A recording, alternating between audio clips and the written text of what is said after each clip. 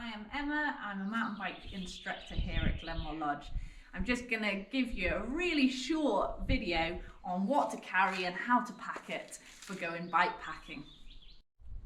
So bike packing and setting up your bike and getting all the kit ready and what to take, what not to take, it's a never-ending discussion to have, and it becomes very personal.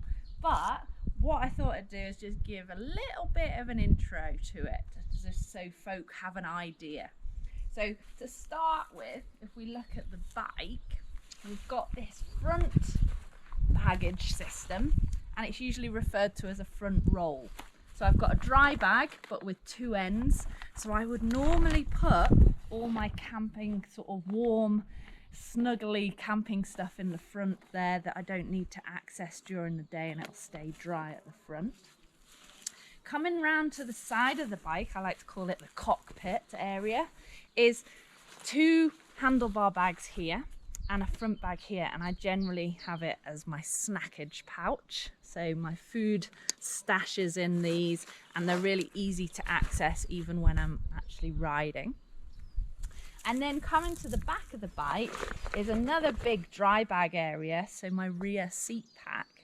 And I would tend to put my tent and maybe my stove and a little bit of the weight sort of in this area. Now, I've got a full suspension bike, but if we've got a hardtail bike, then we'll have a big area in the frame here. And that is what's called a frame bag, and that would pop in that space there. And that obviously gives you a massive amount of space to pack extra stuff and possibly keep it from having to be on your back in a rucksack. So often it's a bit of a compromise depending on the bike you're riding and how much kit you can get onto the bike. The less on the back, the better, I think. And then the weight on the bike needs to be distributed fairly evenly.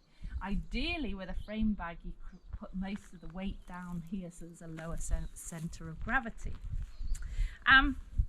So a little bit on what camping kit, and again, it's great if you can go as lightweight as possible with your kit.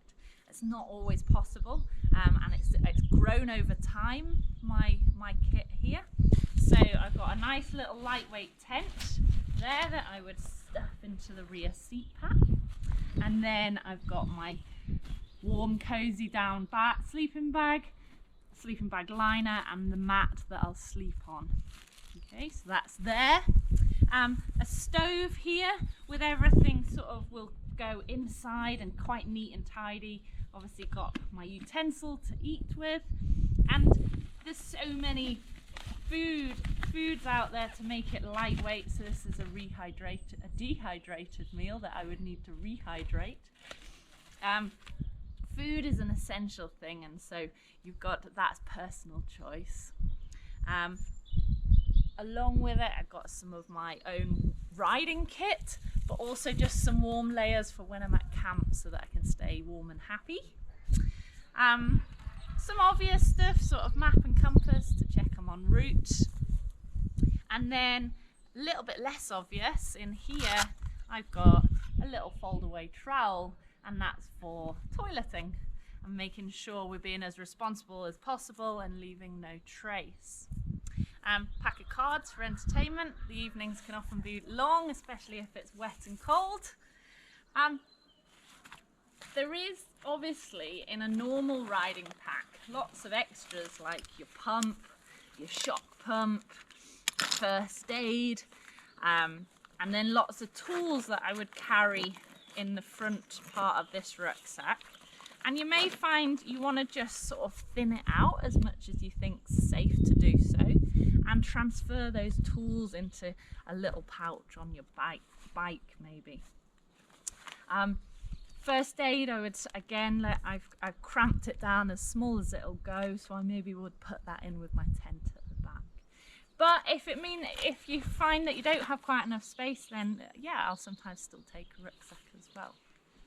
I hope that's a bit of an overview. I've run through it really quickly, but it's an art to getting it packed neat and tidy and tight, and so that everything on the bike isn't rattling as you're riding along. So yeah, it takes a bit of practice, but that's part of the fun.